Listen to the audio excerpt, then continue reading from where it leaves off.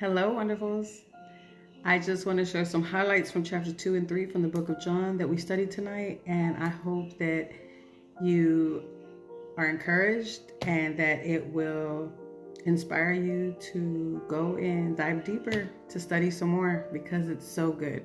All right, in verses 1 through 12, this is what the highlights were. First of all, we're at a wedding, and in verse 3 it says the wine supply ran out during the festivities, so Jesus' mother told him they have no more wine. And Jesus told her in verse 4, "Dear woman, that's not our problem." Jesus replied, "My time has not yet come." But his mother told the servants, "Do whatever he tells you." So this is where we get to witness the very first miracle, the conversion from water into wine. Amen. How exciting, right? Out of the whole Bible, this was the first miracle in the New Testament, and it's just exciting. Some of the highlights were, how Mary told him about it. He was like, "Hold on, wait a minute, this ain't my time." You know how she responded? By looking to the servants and saying, "Do whatever he tells you." Like, she already knew he was going to do it, regardless of him feeling like he wasn't ready. Yeah, and he did it, and it was good. And there's a whole lot more that you can read within these 12 verses that talks to you about the wine, talks to you about like how it was served back then and how good it was when Jesus turned that water into wine. So be encouraged to go read it and share your thoughts with me. Okay, so in verse 12, it says, after the wedding, he went to Capernaum for a few days with his mother, his brother, and his disciples. It was nearly time for Jewish Passover celebration, so Jesus went to Jerusalem. And guess what happens? He's seen all these people selling cattle. He's seen people selling doves. He just seen the temple looking kind of like, I guess what you can say, a flea market. But there was people who were taking advantage of people and the money. And guess what he did? Jesus straight made a whip. Sure did. He seen all of that. That boy just scooped up some ropes and made a whip. It was on and popping. Let me read it to you. 15 says, Jesus made a whip from some ropes and chased them all out of the temple. He drove out the sheep and cattle, scattered the money changer coins all over the floor, and turned over their tables. Hello. 16, then going over to the people who sold doves, he told them, "Get these things out of here. Stop turning my father's house into a marketplace." Hello and goodbye. Boy, Jesus got crunk. He was not playing. Jesus did not play about his father's house. He did not. He knew what the temple was made for, and he refused to be passive about people using it for their own benefit.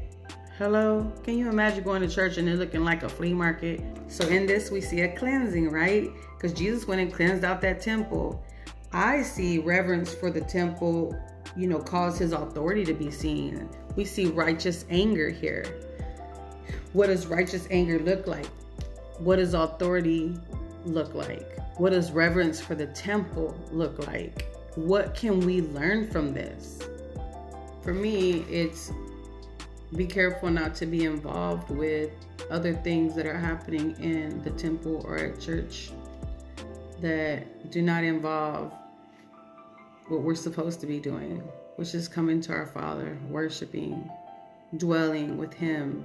It's laying down everything to come and hear him, to come and get to know him more, to be loved by him, rather than going with wanting to get our own needs met by doing things we shouldn't even be doing in the church.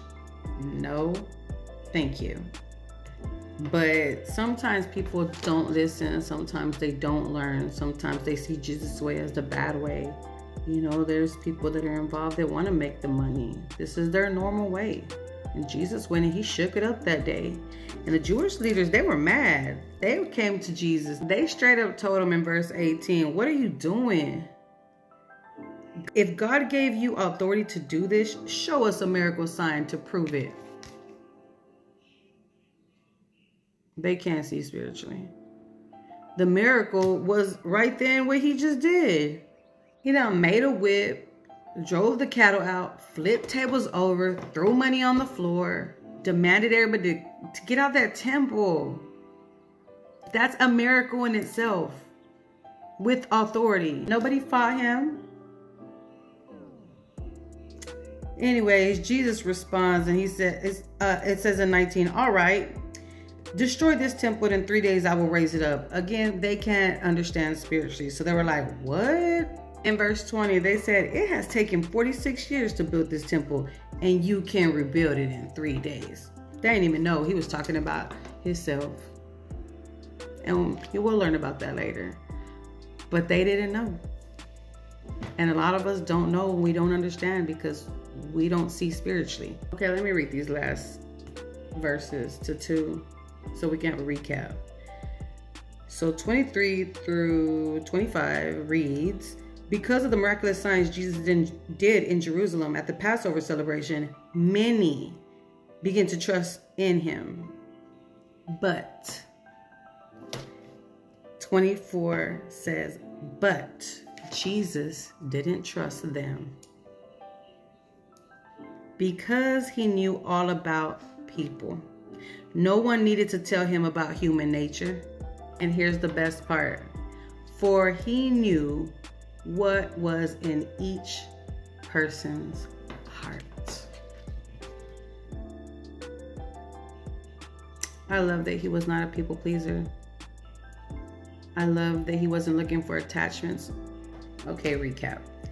Jesus began with the miracle of what? Conversion, when he turned the water into wine, right? Then we see Jesus flipping tables, cleansing the temple, right? It's a beautiful example that helps us to see and remember that this is how Jesus is with all of his people. First conversion, then cleansing. For me, yeah, I got saved, I got reborn, and now it's a cleansing, a renewing of my mind. And I love it. I didn't get saved till I was a young adult. And so I just appreciate being with God and learning more about him and dwelling in his love for me, because it is what has helped me to be who I am today. Thank you for allowing me the honor to take you through chapter 2 on a light level, just giving you a couple of highlights. I hope you are encouraged to go read it for yourself and go ahead and share with me what he is saying to you or what you see. Or if you have any questions, you can reach out to me. Thank you again. Now we can jump into chapter 3, which will be in the next video. God bless you, wonderfuls.